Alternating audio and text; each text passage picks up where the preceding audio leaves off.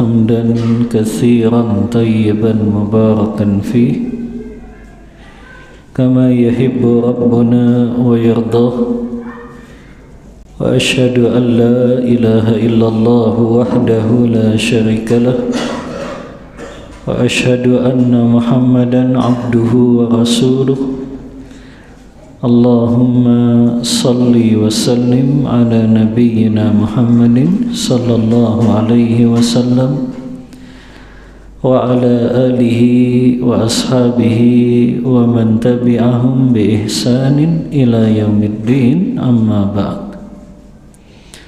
Ikhwani fillah rahimani wa rahimakumullah.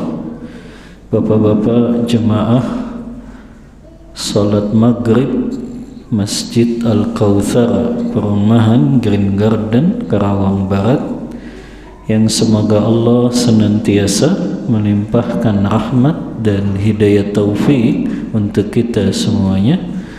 Alhamdulillah, di malam hari ini dengan izin dan pertolongan dari Allah kita bisa melanjutkan kembali kajian rutin kita, masih membahas kitab Umdatul Ahkam min Kalami Khairil Anam, kitab hadis yang membahas tentang hukum-hukum yang diriwayatkan oleh Imam Bukhari dan Muslim dalam kitab sahih keduanya.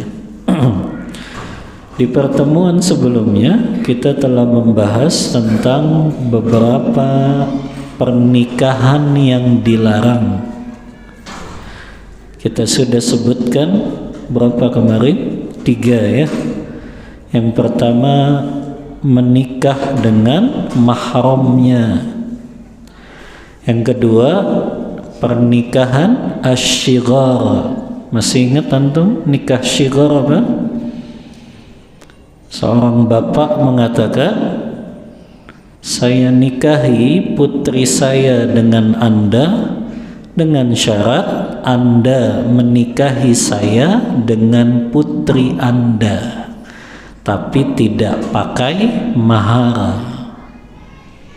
Apa itu namanya nikah syighar?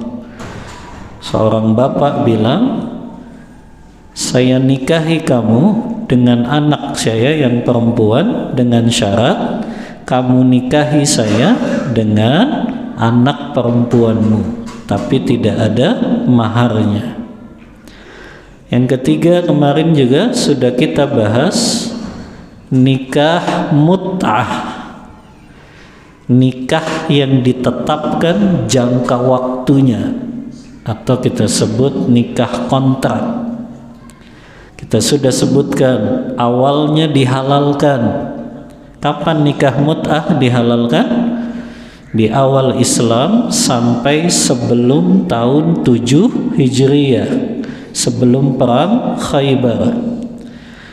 Ketika perang Khaybar, Ali bin Abi Thalib mengatakan dalam hadis yang kita bahas, riwayat Bukhari dan Muslim, naha Rasulullah sallallahu alaihi wasallam an nikahil mut'ati. Rasulullah SAW melarang kami melakukan nikah mut'ah. Itu kapan? Pada hari Khaybar tahun ke-7 Hijriah. Kemudian dibolehkan lagi nikah mut'ah. Kapan dibolehkan lagi? Setelah Fathu Makkah, pada hari Autos, peperangan Autos. Masih ingat kemarin perang Autos kapan? Setelah Fathu Makkah bulan Syawal tahun 8 Hijriyah.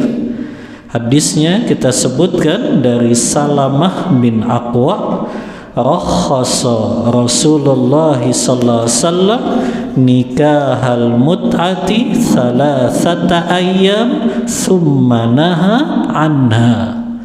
Dalam hadis riwayat Muslim, kata Salamah bin Aqwa, Rasulullah SAW memberikan keringanan kepada kami untuk nikah mut'ah selama 3 hari. Kemudian Rasulullah melarang kami kembali melakukan nikah mut'ah.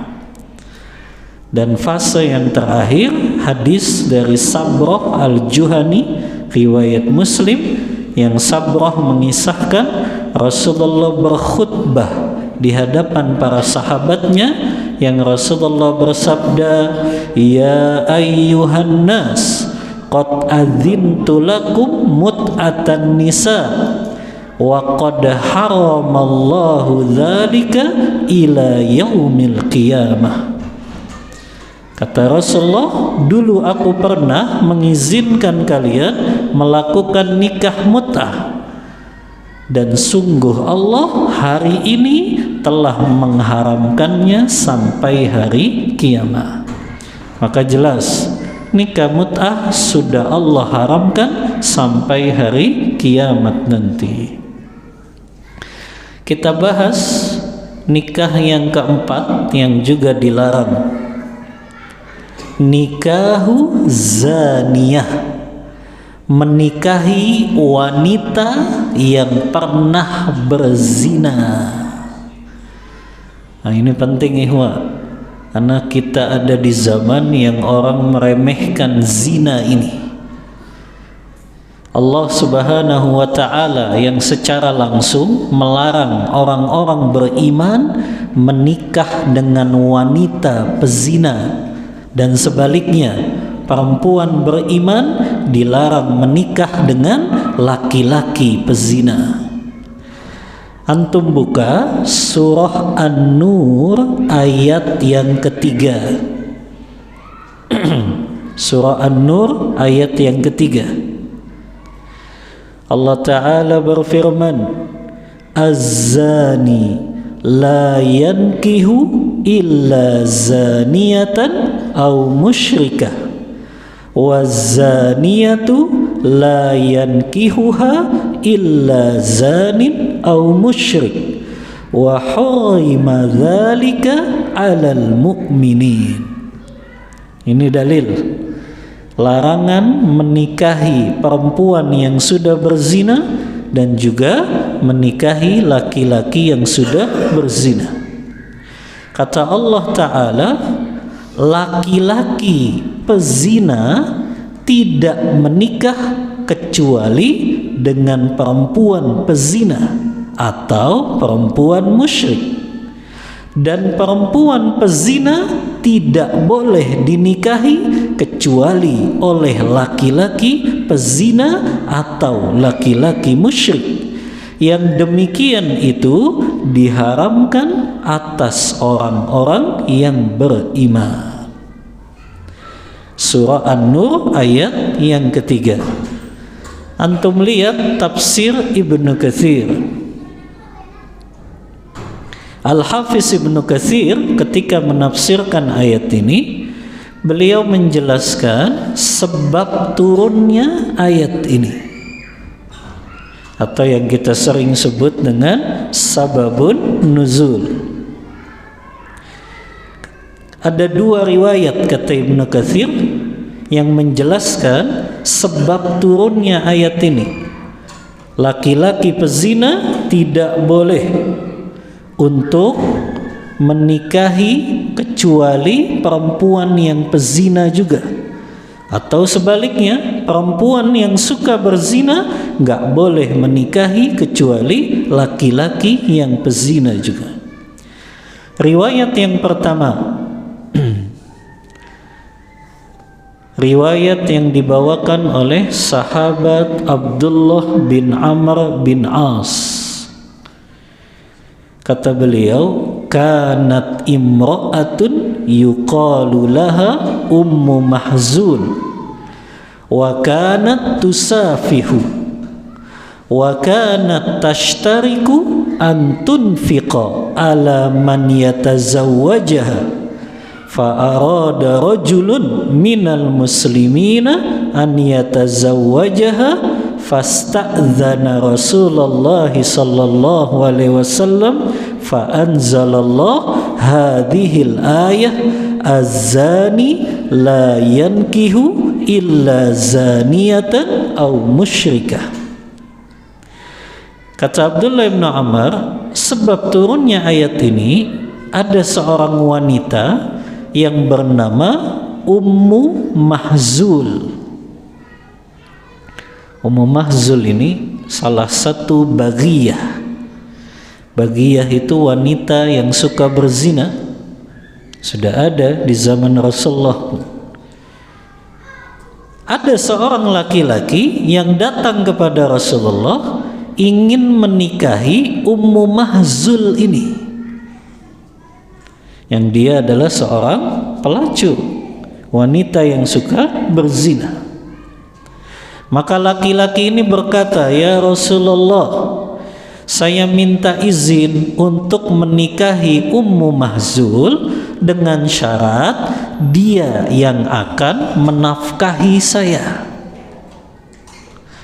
Maka Rasulullah terdiam, fasakata, sampai akhirnya fa'anzalallah hadhil ayah, Allah turunkan ayat ini yang Allah Rasulullah membacakan, az-zani la yankihu illa zaniyatan aw musyrikah. Laki-laki yang berzina tidak boleh menikahi kecuali perempuan pezina atau perempuan musyrik, atau sebaliknya, perempuan pezina tidak boleh menikahi kecuali laki-laki yang berzina pula. Ini sebab riwayat yang pertama kenapa turun ayat ini. Yang kedua, ini riwayat yang paling masyhur tentang sebab turunnya ayat ini. Riwayat ini dibawakan oleh Imam Abu Daud dalam kitab Sunannya, Imam Tirmidzi dalam kitab Sunannya. Hadis ini disahihkan oleh Syekh Albani. Hadisnya dari sahabat Abu Marsad Al-Ghanami, Marsad bin Abi Marsad. Kata beliau, kana rajulun yahmilul usra min Makkah hatta ya'tiya bihim al-Madinah. Dulu ada seorang laki-laki namanya Marsad bin Abi Marsad. Marsad bin Abi Marsad ini biasanya diutus Rasulullah untuk membebaskan tawanan yang ada di kota Mekah. Jadi dulu kalau ada kaum muslimin yang masuk Islam, mereka ditawan sama orang-orang musyrik Mekah, nggak boleh balik lagi ke Madinah. Nah, Marsad bin Abi Marsad ini diutus sama Rasulullah untuk membebaskan tawanan-tawanan itu. Ternyata ketika Marsad bin Abi Marsad masuk ke kota Mekah, dia berjumpa dengan seorang wanita. Yang wanita itu sama, dia adalah seorang baghiyah, wanita pelacur. Ternyata Marsad bin Abi Marsad ini ditawarin sama wanita pelacur ini. Kata wanita tersebut, ala takhlu, mau enggak engkau zina dengan saya? Maka Marsad berkata, qad harrama dzalika Rasulullah sallallahu alaihi wasallam. Rasulullah telah mengharamkan zina itu dengan wahyu dari Allah Ta'ala. Maka kemudian Marsad pulang ke kota Madinah. Ternyata walaupun nolak zina, Marsad mungkin terpaut juga hatinya karena wanita ini dianggap wanita yang cantik. Akhirnya Marsad bilang, "Ya Rasulullah, boleh nggak tuh saya nikahi perempuan yang namanya Anak yang nawarin saya berzina ketika di Mekah?" Maka Rasulullah terdiam sampai turunnya wahyu ini. Fa anzalallah hadhil ayah az-zani la yankihu illa zaniyatan aw musyrikah. Laki-laki pezina tidak boleh menikah kecuali dengan perempuan pezina atau perempuan musyrik. Disinilah para ulama sepakat tidak boleh laki-laki yang suci yang belum pernah berzina menikah dengan wanita yang sudah berzina. Makanya ulama mensyaratkan orang yang menikah itu salah satunya harus afif dan afifah. Afif itu laki-laki yang menjaga kesuciannya, wanita itu afifah, dia juga menjaga kesuciannya. Ketika salah satunya sudah berzina, ulama mengharamkan menikah itu dan dianggap tidak sah pernikahannya. Terus gimana para pelacur yang dia bertaubat dan pengen menikah? Berarti dia nikahnya harus dengan pelacur laki-laki yang melacur juga, atau boleh dengan laki-laki yang suci? Nah, di sini ada pengecualiannya. Para ulama sepakat, laki-laki yang suci nggak boleh menikahi perempuan yang telah berzina, kecuali yang berzina itu telah bertaubat. Ini syaratnya. Yang telah berzina itu telah bertaubat. Selama belum bertaubat, maka enggak boleh menikah orang yang pernah melakukan zina itu. Yang kedua, syaratnya wanita yang berzina tersebut istibra'ur rahim.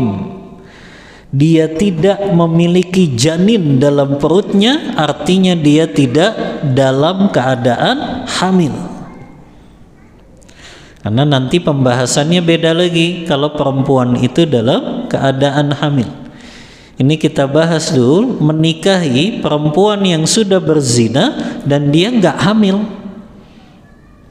Kalau dia nggak hamil, tadi syaratnya dia harus sudah bertaubat terlebih dahulu. Kalau dia belum bertaubat, maka haram menikahi perempuan yang sudah pernah melakukan zina tersebut. Lihat bagaimana syariat ini menjaga kesucian orang beriman. Jadi nggak sembarangan memilih pasangan itu. Nah, ini bisa jadi efek jera, ikhwah. Artinya kalau kaum muslimin dan muslimah faham, kalau dia berzina, dia tuh nggak layak untuk dinikahi. Sampai kapan? Sampai dia betul-betul bertaubat. Kalau kaum muslimin dan muslimah faham ini, maka orang itu nggak akan berani melakukan zina karena dia sudah dapat sanksi sosialnya selain sanksi syariat tadi. Makanya semakin dekat suatu masyarakat dengan agama, sanksi sosial ini berlaku. Tapi selama masyarakat itu jauh dari agama, kemaksiatan dan kefasikan itu dibiarkan. Ini yang bahaya ketika pacaran itu dianggap lumrah hari ini. Itu menunjukkan jauhnya masyarakat kita dari ilmu agama. Mereka biarkan anak-anaknya pacaran, anak perempuannya dipegang sama laki-laki lain, anak perempuannya dibawa sama laki-laki yang bukan mahramnya. Dan itu orang tuanya ridho, itu diancam sebagai orang tua yang dayus. Tahu antum dayus? Apa dayus? Apa artinya dayus?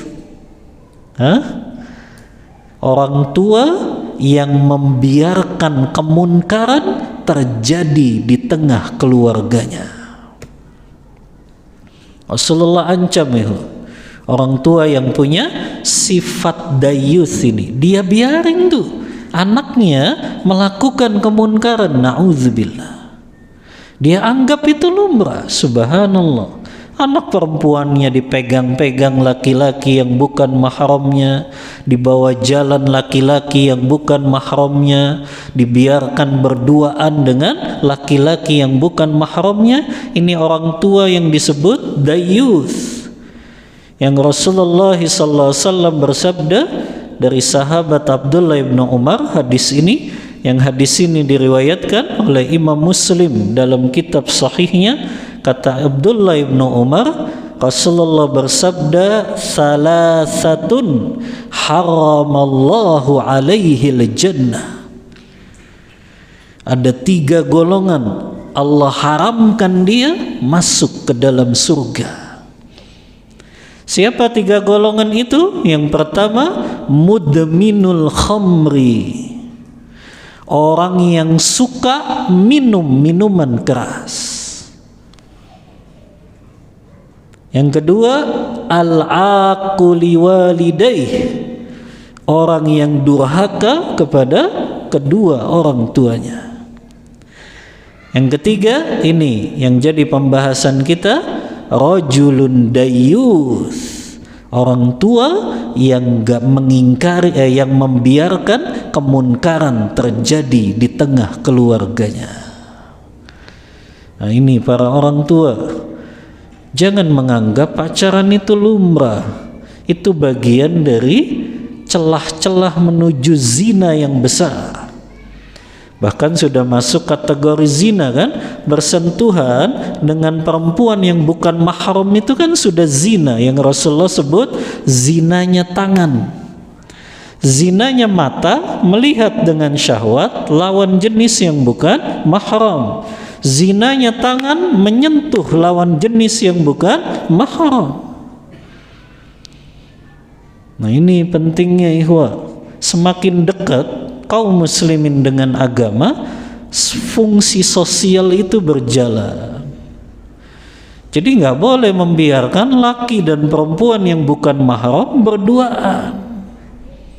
Hari ini kan itu dianggap, oh ini mah laki-laki modern, ini mah trennya. Subhanallah, nggak ada riwayat para sahabat Rasulullah pernah melakukan itu dan mencontohkan itu. Padahal mereka disebut generasi terbaik umat ini.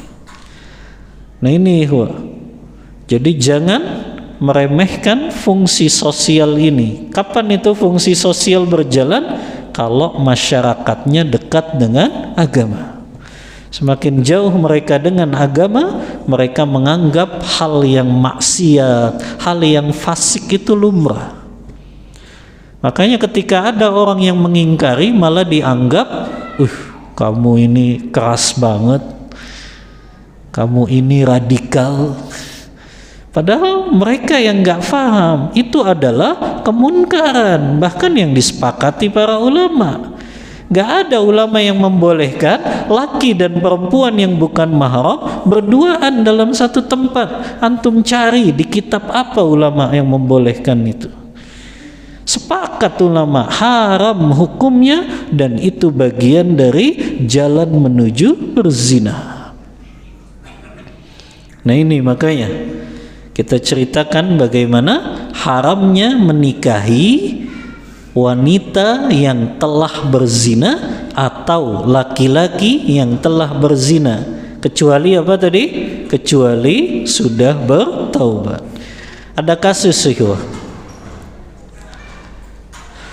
suami istri sudah menikah,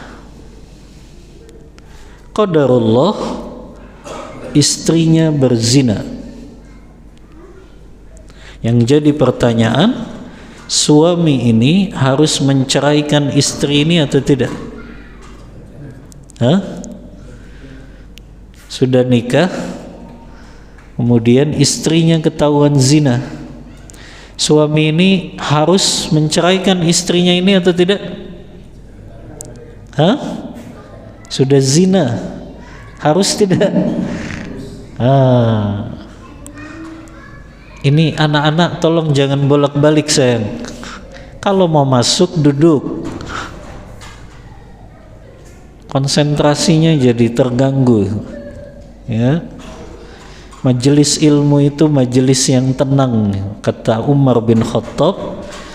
Talabul ilmi ma'at tuma'ninah, menuntut ilmu itu dengan ketenangan, bukan dengan berisik. Karena pasti nggak konsentrasi akhirnya, ya. Jadi tolong anak-anak, kalau mau masuk masuk, kalau mau keluar keluar, ya. Sudah ya, kalau mau masuk masuk, kalau keluar keluar, ya. Jadi tadi suami kalau mendapati istrinya berzina, maka hukum asalnya dia wajib menceraikan istrinya berdasarkan ayat ini. Ayatnya tadi gimana?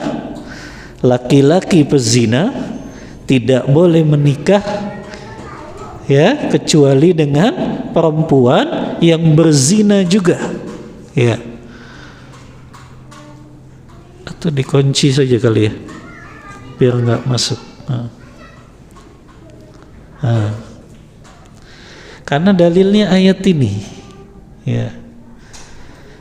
Kecuali tadi sama, kecuali istrinya betul-betul mau bertaubat. Jadi ini hukum asal ya, harus diceraikan berdasarkan apa? Ayat tadi. Gak boleh laki-laki suci menikah dengan perempuan yang sudah berzina. Makanya kecuali tadi, kalau istrinya betul-betul mau bertaubat. Sama, seorang istri mendapati suaminya berzina, hukum asalnya istri ini dia wajib minta khulu namanya. Apa itu khulu? Gugatan cerai. Berdasarkan ayat ini, gak boleh wanita suci menikah dengan laki-laki yang sudah berzina. Faham antum maksudnya? Berdasarkan apa? Ayat ini.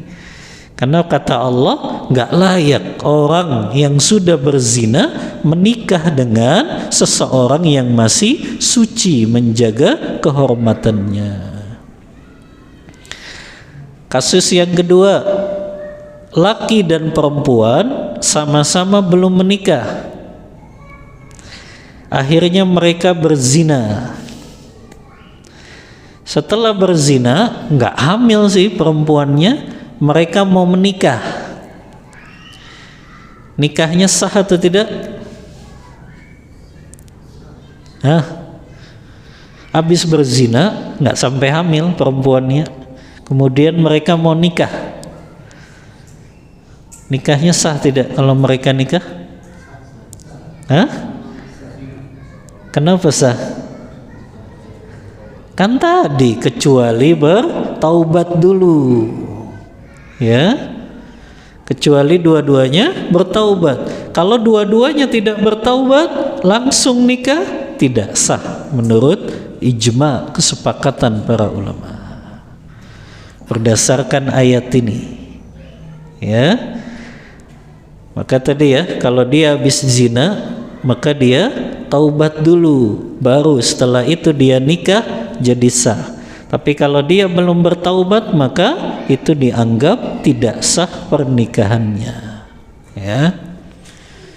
Makanya mungkin itu kali ya sebabnya banyak penghulu kalau mau nikahin laki dan perempuan disuruh istighfar dulu, gitu kan ya. Penghulu gitu bukan? Ayo istighfar dulu, astagfirullah, astagfirullah. Padahal penghulunya doang yang baca, ya, nggak taunya pengantennya nggak baca, ya, disuruh istighfar. Udah ya, itu menikah dengan wanita zina yang tidak hamil. Sekarang menikahi wanita yang hamil dari hasil zina. Ini juga pernikahan yang dilarang. Ada dua bentuknya. Yang pertama, menikahi wanita yang telah dizinahi oleh laki-laki lain. Ada kan begitu ya? Si A zina dengan B, B ini wanita. Akhirnya B ini hamil. Keluarganya malu kan? Dia minta A untuk nikahin B, A nggak mau. Akhirnya dia lari ke gunung. Karena keluarga takut menanggung malu, akhirnya si B ini wanita yang sudah hamil dinikahi dengan laki-laki lain, si C. Boleh nggak si C menikah dengan B ini yang sudah hamil? Boleh tidak? Tidak boleh. Menikahi wanita yang hamil yang telah dizinahi laki-laki lain. Dalilnya hadis riwayat Abu Daud dalam kitab sunannya, riwayat Imam Tirmidzi dalam kitab sunannya. Rasulullah sallallahu alaihi wasallam bersabda, "Man kana yu'minu billahi wal yaumil akhir fala yasqi ma'ahu zar'a ghairihi." Kata Rasulullah, barang siapa yang beriman kepada Allah dan hari akhir, maka janganlah dia menyiramkan airnya pada tanaman milik orang lain. Ini bahasa ilustrasi ya, kata Rasulullah, janganlah seseorang menyiramkan airnya di tanaman orang lain. Artinya nggak boleh. Ini wanita sudah dizinahi, berarti kan terdapat apa? Air mani orang di situ. Kemudian dia dinikahi dengan laki-laki lain. Maka ini sama dengan mengairi tanaman yang sudah diairi oleh orang lain. Nah, ini dalil gak boleh menikahi wanita yang telah dizinahi laki-laki lain. Ya, ini bentuk pertama. Bentuk yang kedua, menikahi wanita yang telah dia zinahi. Jadi kalau tadi kan yang nikahin wanitanya laki-laki lain. Kalau ini memang dia nih yang zinahi wanita ini. Akhirnya dia nikahi.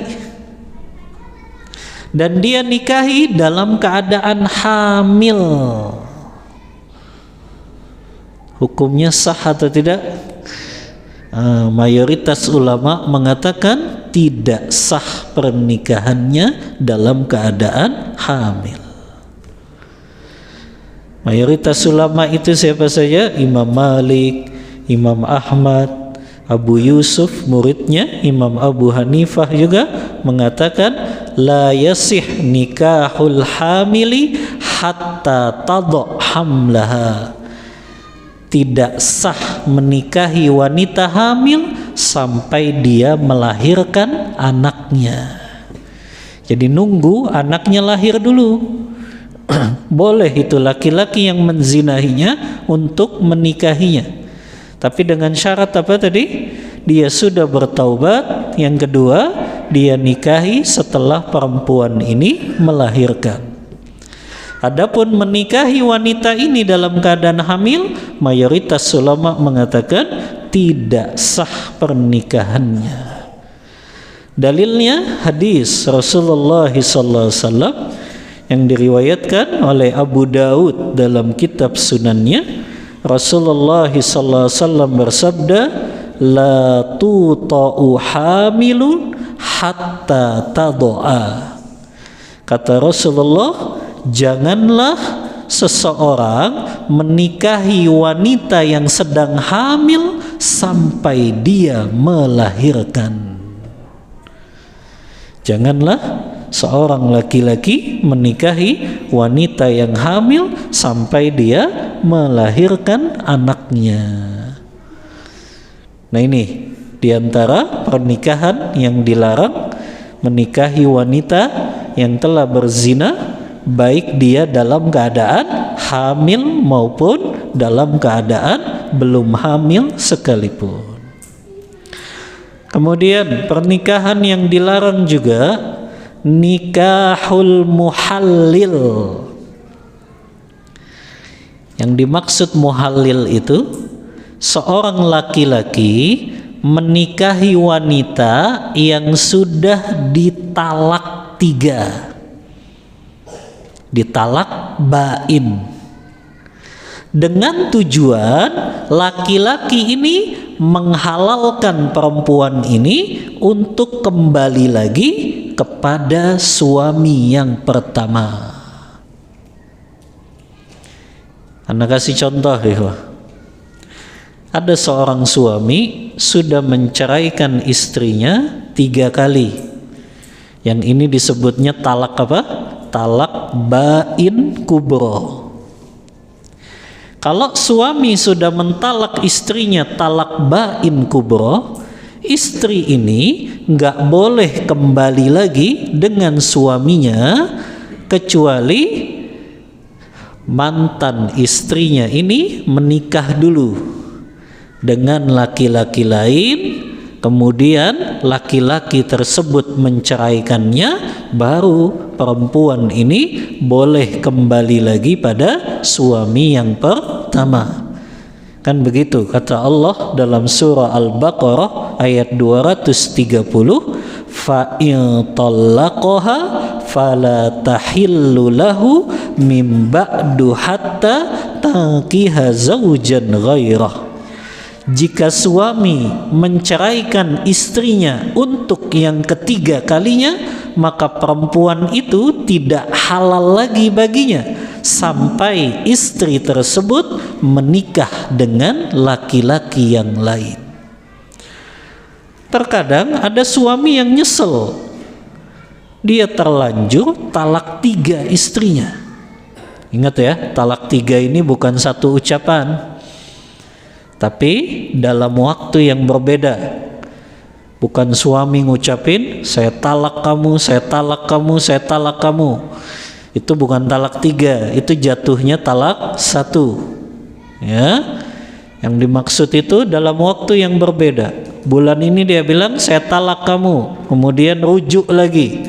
Bulan depannya dia bilang lagi saya talak kamu, talak 2. Bulan depannya lagi dia bilang lagi saya talak kamu, baru itu talak 3. Kalau sudah talak 3, istri ini nggak boleh kembali kepada mantan suaminya kecuali dia nikah dulu dengan laki-laki lain.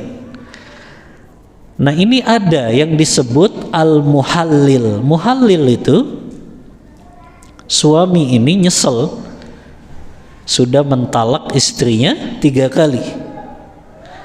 Maka akhirnya suami ini nyuruh seorang laki-laki, kamu nikahin dong mantan istri saya, nanti saya bayar.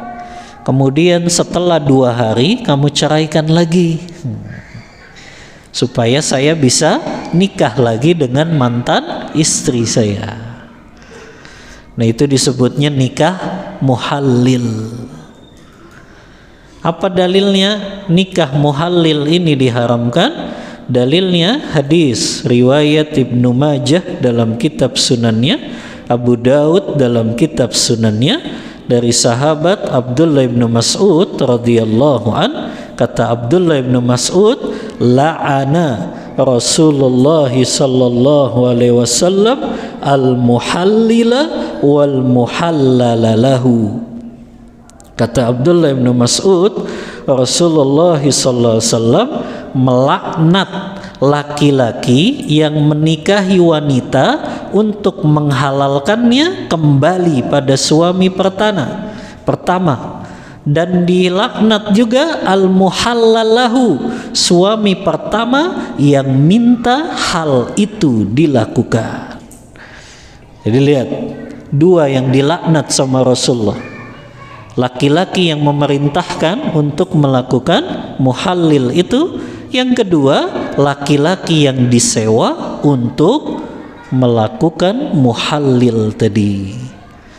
Nah, ini juga pernikahan yang dilarang oleh syariat Islam dan hukumnya haram, bahkan dosa besar, karena Rasulullah melaknat pelaku muhallil ini. Ya. Wallahu ta'ala a'lam bissawab. Untuk materi Anda cukupkan nih, wah. Takut kebanyakan tambah pusing untuk. Jadi Anda cukupkan untuk materi. Kita buka diskusi dan tanya jawab. Wassallallahu ala nabiyyina Muhammadin wa ala alihi wa sahbihi wasallam. Tafadhal yang mau bertanya.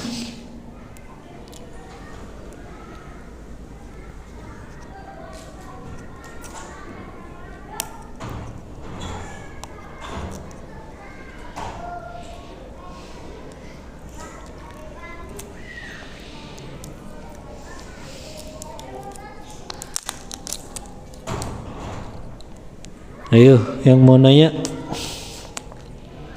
Biasanya banyak kan tuh masalah pernikahan. Iya, fadhal.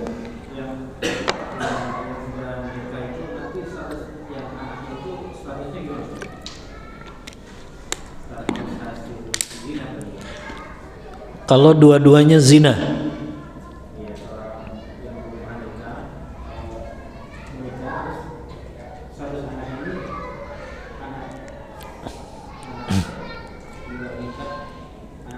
Iya, tadi kan laki dan perempuan zina, kemudian mereka nikah, gitu kan? Kemudian lahir anak, maka anaknya tidak dinasabkan kepada bapaknya, karena itu dianggap anak yang tidak sah secara nasab. Makanya kalau anak ini perempuan dan dia mau menikah, bukan bapaknya yang jadi walinya, tapi harus wali hakim. Karena hadisnya kan begitu.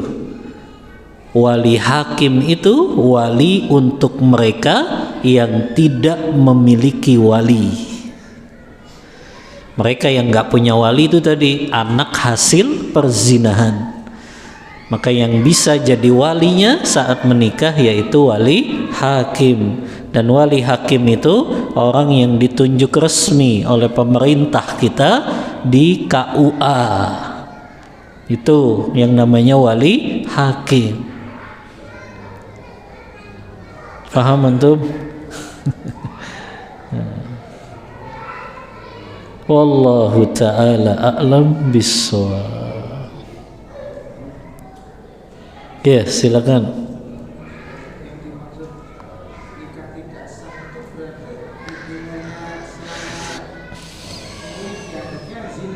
Iya.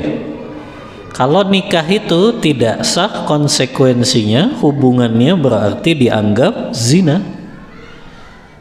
Makanya itu bahayanya pernikahan yang tidak sah secara syariat. Ini pentingnya ikhwah, kita belajar ilmu agama. Makanya ulama begitu ketat dalam masalah kehormatan itu. Apalagi masalah menghalalkan kemaluan seorang wanita. Makanya mayoritas ulama mengatakan tidak sah pernikahan secara online itu. Karena ini masalahnya kehormatan. Mereka mensyaratkan akad nikah itu wajib semua yang ada dalam rukun nikah. Yang rukun nikah itu apa? Calon, kedua mempelai, kemudian dua orang saksi, kemudian wali perempuan yang akan menikah. Semua itu wajib dalam satu majelis. Kalau mereka beda majelis, dianggap tidak sah oleh mayoritas ulama. Kenapa ulama ketat dalam masalah itu? Ini masalah menghalalkan kemaluan, kehormatan. Bahaya kalau itu dilakukan dengan penipuan-penipuan, apalagi di zaman teknologi kayak gini kan. Ya. Nikahnya pakai Zoom, video call. Nggak taunya laki-lakinya yang dihadirkan bukan yang sebenarnya. Kan bahaya itu. Ya. Makanya harus mayoritas ulama mewajibkan harus satu majelis. di dalam akad nikah tersebut. Wallahu ta'ala a'lam bissawab. Tafadhal Mas Zainal. Iya.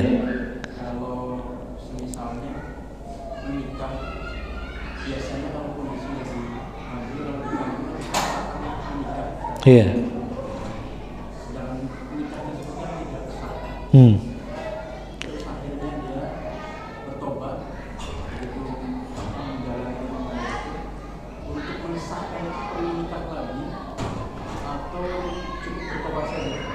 Tetap harus akad nikah yang baru dengan 2 saksi lagi, dengan walinya lagi. Setelah dia bertaubat, jadi akad nikahnya diulang gitu. Iya ya. Jadi diulang ya. Kenapa? Oh, ternyata hasilnya dari hubungan itu zina.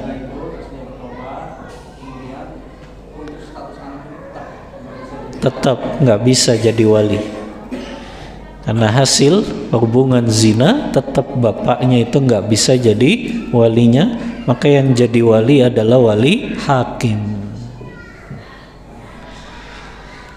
Itu untuk ngasih efek ya, bahaya zina tuh begitu ya. Harusnya kaum muslimin faham bahaya zina. Kalau sampai dia punya anak hasil zina, kasihan anaknya. Anaknya nggak bisa dia jadikan wali saat anak perempuan ini nikah, dan anak itu dianggap nggak boleh dapat warisan. Nggak bisa dia dapat warisan karena dia nasab yang tidak sah. Kasihan kan?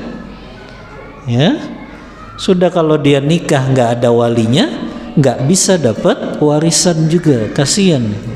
Nah ini kalau masyarakat tahu, mereka nggak akan berani zina ini karena efeknya luar biasa ya. Wallahu ta'ala a'lam bissawab. Ada lagi? Iya, fadhal.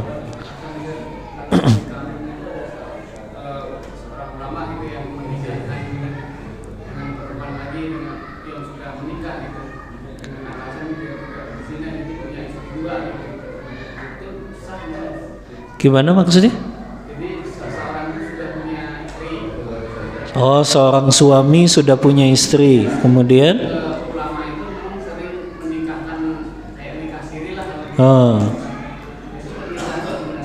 perempuannya ada walinya tidak?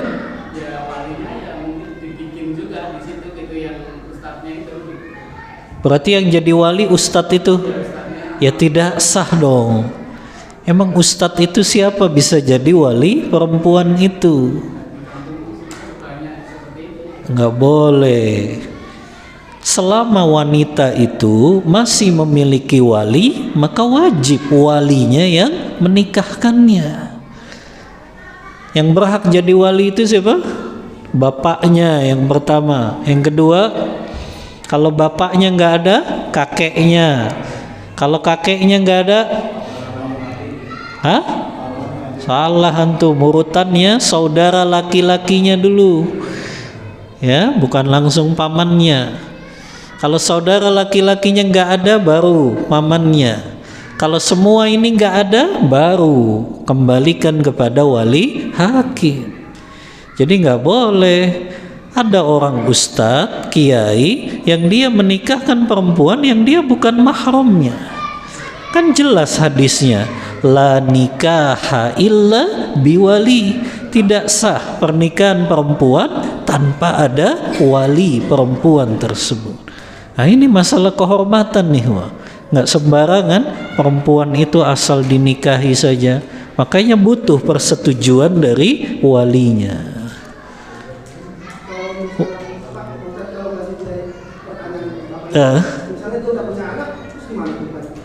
Siapa yang punya anak?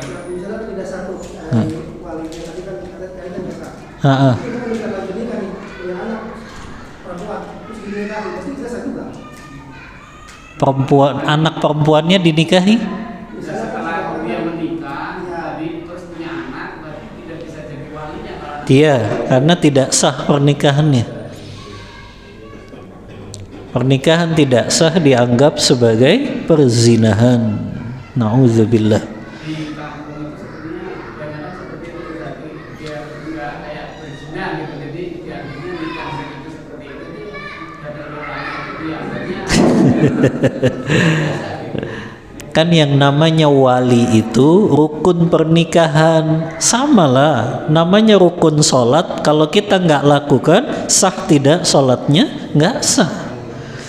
Begitu juga wali itu rukun nikah. Kalau wali nggak ada, maka itu menjadi pernikahannya tidak sah. Kalau supaya tidak berzina itu bagus, tapi tetap lakukan pernikahan sesuai dengan rukun dan syarat sahnya, bukan asal saja. Kan itu sudah dijelaskan sama Rasulullah dan itu juga dijelaskan oleh para ulama. Ya, intinya masalah kehormatan ini begitu dijaga oleh para ulama sehingga nggak sembarangan asal menikahkan saja tanpa ada wali tersebut. Taib, kita cukupkan nih kajian kita malam hari ini. Mohon maaf bila ada kata-kata yang kurang berkenan. Wassallallahu ala nabiyyina Muhammadin wa ala alihi wa sahbihi wasallam. Kita tutup kajian kita membaca doa kafaratul majlis. Subhanakallahumma wa bihamdika asyhadu an la ilaha illa anta astaghfiruka wa atubu ilaik. Walhamdulillahi rabbil alamin. Wassalamu alaikum warahmatullahi wabarakatuh.